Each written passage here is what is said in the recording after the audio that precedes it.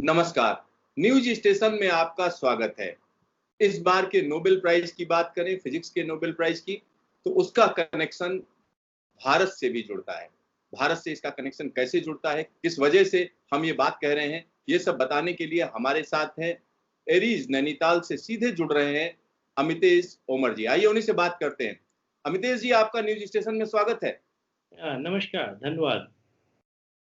Sir, इस बार का जो नोबेल प्राइज फिजिक्स में मिला है, 3 साइंटिस्ट को मिला है, ब्लैक होल से संबंधित खोज के लिए मिला है, लेकिन इसका कनेक्शन भारत से भी जुड़ता है। राय चौधरी इक्वेशन बोली जाती हैं जिनसे कहीं न कहीं कनेक्शन जुड़ता है। आखिरकार ये पूरा माजरा क्या है? किन लोगों को ये नोबेल प्राइज मिला है?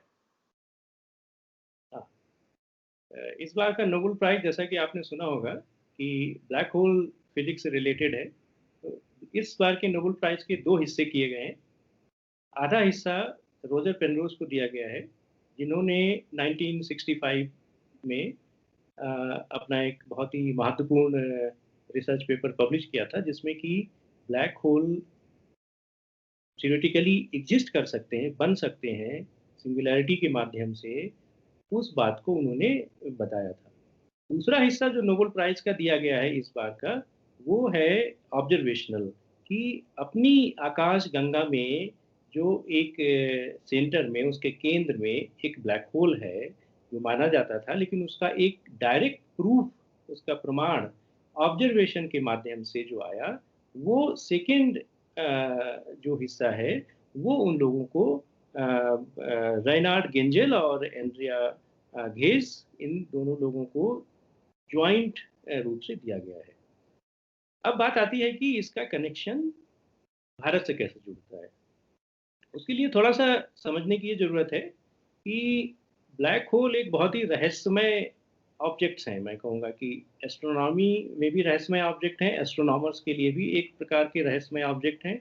आम जनता के लिए तो ये काफ़ी रहस्य वाले ऑलरेडी हैं ही, और इनको समझना दोनों के लिए बड़ा मुश्किल काम है। तो मैं आपको बहुत ही साधारण तरीके से इसको समझाने की कोशिश करूँगा, हालाँकि मैं इस सब्जेक्ट का एक्सपर्ट नहीं हूँ, लेकिन फिर भी मैं अपना प्रयास करूँगा कि आम भाषा में इसको कैसे समझा जाए। तो देखिए, ब्लैक होल जैसा कोई एक ऑब्जेक्ट होगा, ये तो काफ़ी समय से इस बात की एक कल्पना की गई थी कि अगर हम किसी भी बॉडी का, एक खगोलीय पिंड का द्रव्यमान बढ़ाते रहे, उसका मास बढ़ाते रहे, तो उसकी आखिर में लिमिट क्या होगी? अगर उसकी हम डेंसिटी बढ़ाते रहे, तो किस लिमिट तक उसकी हम डेंसिटी बढ़ा सकते हैं? तो इस प्रकार की जो परिकल्पनाएँ हैं, अवधारणाएँ हैं, वो काफ़ी समय से थी, पिछली 2 शताब्दी से मैं कहूँगा कि कहीं न कहीं, किसी न किसी रूप में आपको मिल जाएँगी। लेकिन ये कल्पना को एक मैथमेटिकल रूप देने की ज़रूरत होती है। जब भी हम फिज़िक्स में किसी थ्योरी की बात करते हैं, तो कल्पना से काम नहीं चलता है, कल्पना की आवश्यकता होती है, लेकिन जब तक उसका एक मैथमेटिकल प्रकार नहीं आएगा, मैथमेटिकल उसका एक फाउंडेशन नहीं होगा, वो थ्योरी आगे बढ़ नहीं पाती है। और फिर जब एक थ्योरी अमितेश जी, बन देखिए, जाती है, तो फिर उसके लिए ऑब्जर्वेशंस की तैयारी की जाती है। अमितेश जी, एक सवाल इसमें पैदा होता है। जब हम थ्योरी ऑफ जनरल रिलेटिविटी की बात करते हैं, आइंस्टाइन हाँ। की थ्योरी, तो उसमें क्या इस तरीके के इंडिकेशन थे, या उसका एक कोई हम कह सकते हैं कि वो दिखा रहा था कि ब्लैक होल एग्जिस्ट करेंगे? बिल्कुल, देखिए जनरल रिलेटिविटी की थ्योरी, या उसको हम कहते हैं एक सामान्य सापेक्षता का सिद्धांत, जो कि जिसके लिए अल्बर्ट आइंस्टाइन काफ़ी प्रसिद्ध हैं। उसका सबसे पहले आप देखिए कि जो ग्रेविटी है, उसमें ग्रेविटी को दूसरे तरीके से समझा गया है। हम ग्रेविटी को एक फ़ोर्स की तरीके से समझते हैं कि वो एक बल है। उसमें ग्रेविटी को 4 डायमेंशन, जैसे कि हम एक 3 डायमेंशनल वर्ल्ड में रहते हैं, जिसको हम 3 आयामी कहते हैं। आप उसको मैथमेटिक्स में एक्स, वाई, ज़ेड लिख लीजिए, या अगर अपने आप घर में कहते हैं कि लंबाई, चौड़ाई और उसकी गहराई की बात कर लीजिए, तो हम एक 3 डायमेंशनल वर्ल्ड में रहते हैं। जनरल थ्योरी ऑफ रिलेटिविटी में स्पेस और टाइम का कॉन्सेप्ट दिया गया था कि अगर आपको एक मैथमेटिकल फॉर्मूलेशन पूरे ब्रह्मांड का करना है एक दूसरे के सापेक्षता में, तो आपको 4 डायमेंशन की ज़रूरत होगी। उसके बाद की कुछ और भी थ्योरी हैं, जिनमें कि बहुआयामी ब्रह्मांड की बात होती है, क्योंकि अभी भी बहुत सारे अनसुलझे रहस्य हैं। तो आपकी जो जनरल थ्योरी ऑफ रिलेटिविटी है, उसमें सिंगुलैरिटी एक बाई प्रोडक्ट के रूप में आ रहा था, और जिसको समझने के लिए इवन आइंस्टाइन की भी बहुत सारी ऐसी व्याख्याएँ हैं कि या तो वो उसको नहीं समझ पाए थे पूरी तरह से, या वो उस पे विश्वास नहीं करते थे, या हम ये कहें कि इसके बारे में हमको बहुत ज़्यादा क्लैरिटी उस समय, उनके समय में नहीं हो पाई थी। सर लेकिन एक सिंगुलैरिटी इस सापेक्षता सिद्धांत में आती है। सर सिंगुलरिटी का आपने जिक्र किया। सिंगुलरिटी अगर कॉमन आदमी के लिए हम बात करें, मेरे जैसे आम आदमी के लिए अगर हम बात करते हैं, तो सिंगुलरिटी क्या होती है? क्या कहा जा सकता है सिंगुलरिटी देखिए को? कैसे? मैथमेटिक, हाँ, इसको समझने के लिए आप ऐसे देखिए कि जो ग्रेविटेशनल फोर्स होता है, जिसको हम कहते हैं बल होता है, जिसके जैसे कि न्यूटन ने सबसे पहले उस चीज़ को एक तरह से समझने की कोशिश की, वो हमेशा एक अट्रैक्टिव फोर्स होता है। तो अगर कोई भी 2 बॉडी हैं, तो वो आपस में एक अट्रैक्शन का फोर्स लेके जॉइन करना चाहेंगी। तो प्रश्न ये उठता है कि जो अगर हम इस तरह के बहुत सारे कणों को लें, ठीक है? जैसे कि आप तारे की बात कर लीजिए, अगर तारे में आप बाकी आउटवर्ड फ़ोर्स को कैंसल कर दें और केवल एक उसका एक इनवर्ड फ़ोर्स हो अंदर की तरफ जाने वाला, तो उसमें कोलैप्स होने लगेगा। वो तारा कोलैप्स करेगा। अब प्रश्न ये उठता है कि किस हद तक वो कोलैप्स करेगा, कितने हद तक वो अंदर तक जाएगा? ग्रेविटी अगर है, तो इसको रोकने की किसी में क्षमता नहीं है। ऐसा कोई फ़ोर्स नहीं है जो कि उसको रोक सके। अगर वो तारे में से जो अभी फ़ोर्स हैं, जैसे सन में अभी अगर आप कहें तो ग्रेविटी बैलेंस की जाती है रेडिएशन प्रेशर से। अगर आप उस रेडिएशन प्रेशर को हटा दें, तो क्या होगा कि वो कोलैप्स करना शुरू करेगा।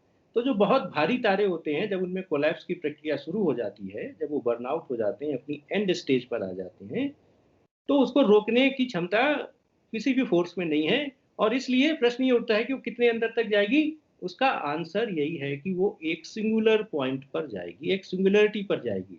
और यही बात हम अपने ब्रह्मांड के बारे में भी कहते हैं, जिसमें कि बिग बैंग थ्योरी आती है। हम कहते हैं कि हमारा जो ब्रह्मांड है वो एक्सपैंड कर रहा है, वो एक्सेलरेशन स्टेज में है। तो प्रश्न ये उठता है कि अगर हम समय में पीछे जाएँ, तो वो क्या एक्सीलरेशन पहले एक किसी पॉइंट पे जाके रुका था, जिसको कि हम बिग बैंग कहते हैं। तो सिंगुलैरिटी ब्रह्मांड के थ्योरी को समझने के लिए भी आती है, और ब्लैक होल को समझने के लिए भी आती है। तो सिंगुलैरिटी का यही मतलब है कि एक अत्यधिक इनफाइनाइट अनंत घनत्व वाला एक ऐसा स्पेस और टाइम में एक एरिया है, एक जगह है, जो कि एक इतना ज़्यादा उसमें घनत्व हो जाता है जितना कि और कहीं नहीं आपको मिल सकता। अमदेश जी, एक और चीज़ मैं जानना चाह रहा था। जैसे जब हम बात करते हैं पेनरोज की, तो कैसे राय चौधरी इक्वेशंस का क्या कनेक्शन है? उनका क्या कंट्रीब्यूशन है? इस बारे में बताइए। हाँ। तो मैंने कहा कि ये जो सिंगुलैरिटी का कॉन्सेप्ट है, ये काफ़ी समय से था। लोग इसको समझने की कोशिश कर रहे थे, लेकिन कोई गणितीय प्रकार नहीं था, उसका कोई मैथमेटिकल फ़ॉर्मूलेशन एग्ज़िस्ट नहीं किया।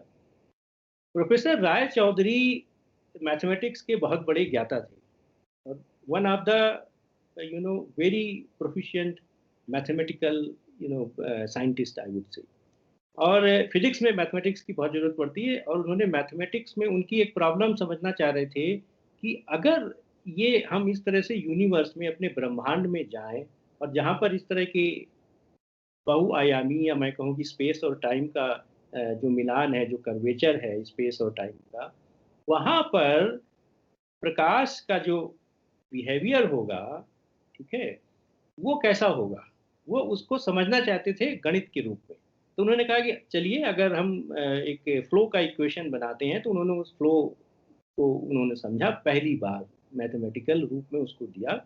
लेकिन उसका एप्लीकेशन तुरंत ब्रह्मांड के तरीकों में, कॉस्मोलॉजी जिसको कहते हैं, कि कॉस्मोलॉजी के कॉन्टेक्स्ट में उन्होंने लिया, लेकिन उसके इतने ज़्यादा एप्लीकेशंस तुरंत बनने लगे, क्योंकि उन्होंने पहली बार एक जनरल इक्वेशन दिया। ये भी एक बहुत समझने की बात है कि उसका जनरल थ्योरी ऑफ रिलेटिविटी से कोई खास लेना देना नहीं था। उन्होंने केवल एक ज्योमेट्रिकल कैलकुलेशन की, एक ज्यामिति कल्पना की, जिसका कि एक मैथमेटिकल फॉर्मूलेशन डिफरेंशियल इक्वेशन के रूप में दिया, और उसके एप्लीकेशंस हर जगह लगने लगे। तो इसका अब कनेक्शन ये उठता है कि जब ये फाउंडेशन एक टूल के रूप में तैयार हो गया, कि जहाँ कहीं भी स्पेस टाइम में कर्व होगा, जिसको कि जनरल थ्योरी ऑफ रिलेटिविटी में ग्रेविटी के रूप में मैनिफेस्टेशन किया जाता है। ग्रेविटी कुछ नहीं है, स्पेस टाइम का एक कर्वेचर है। तो अगर आप एक फैब्रिक मान लीजिए, कोई कपड़ा है, और उस पे आप कोई भार रख दीजिए, तो वहाँ पर वो झुक जाएगा उस जगह पर जहाँ पर कि आपने भार रखा।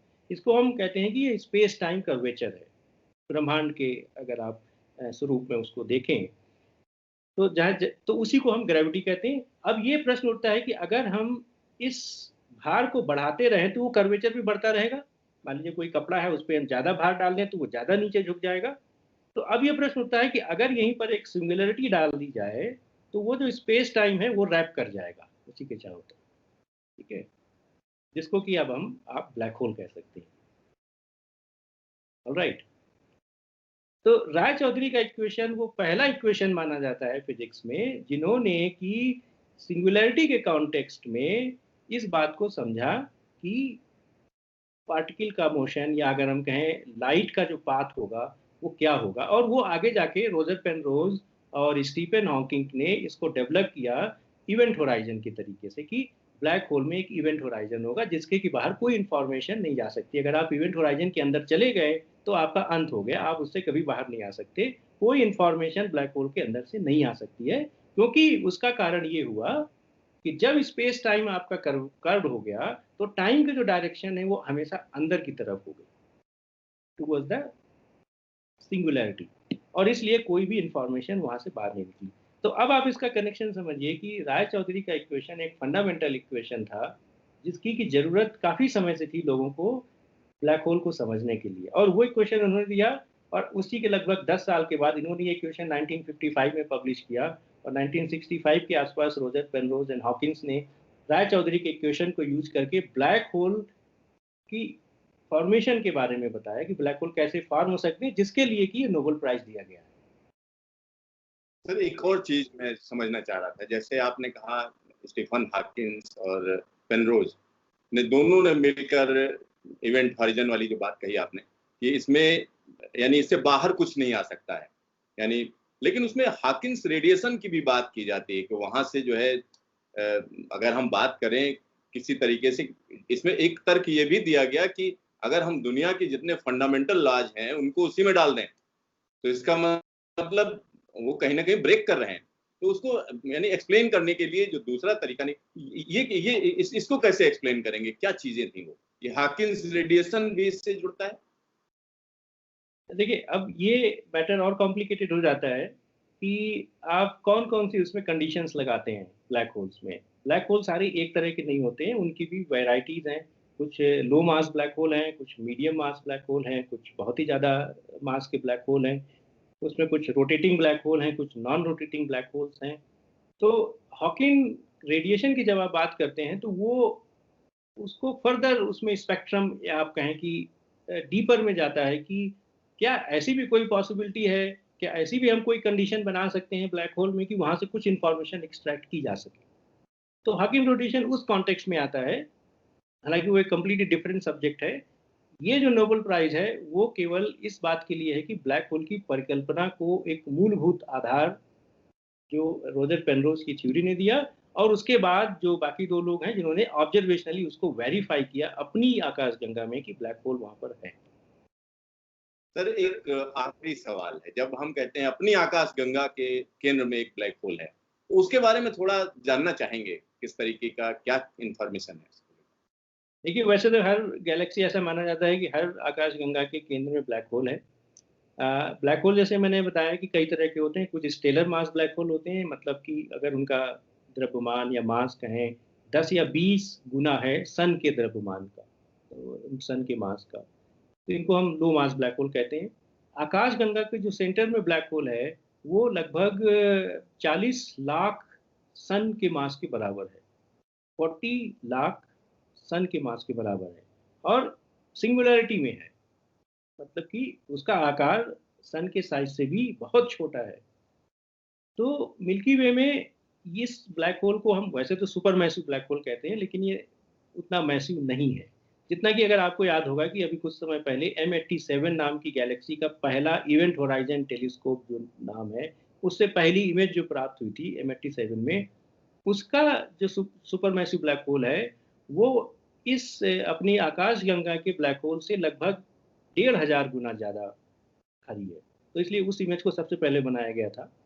मिल्की वे में जो हमारा ब्लैक होल है उसके चारों तरफ जो तारे हैं उनकी जब गति का अध्ययन किया, ये इसी नोबेल प्राइज का हिस्सा है, बाकी जो दो लोगों को मिला उन्होंने जब उसकी डायनेमिक्स का स्टडी किया तो उनको पता चला, हालांकि ब्लैक होल को हम देख तो सकते नहीं हैं, लेकिन उसको ग्रेविटी के माध्यम से तारों की गति में वो तारे उसको महसूस कर रहे थे।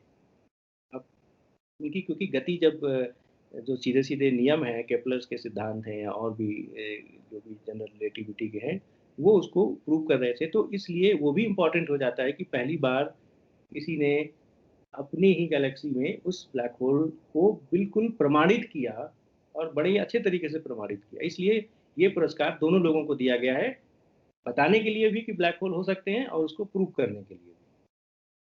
अमितेश जी, न्यूज स्टेशन से बातचीत के लिए आपका ढेर सारा धन्यवाद। और इतना कॉम्प्लिकेटेड विषय है, उसको सही यानी सहज शब्दों में समझाने के लिए आपको ढेर सारा धन्यवाद।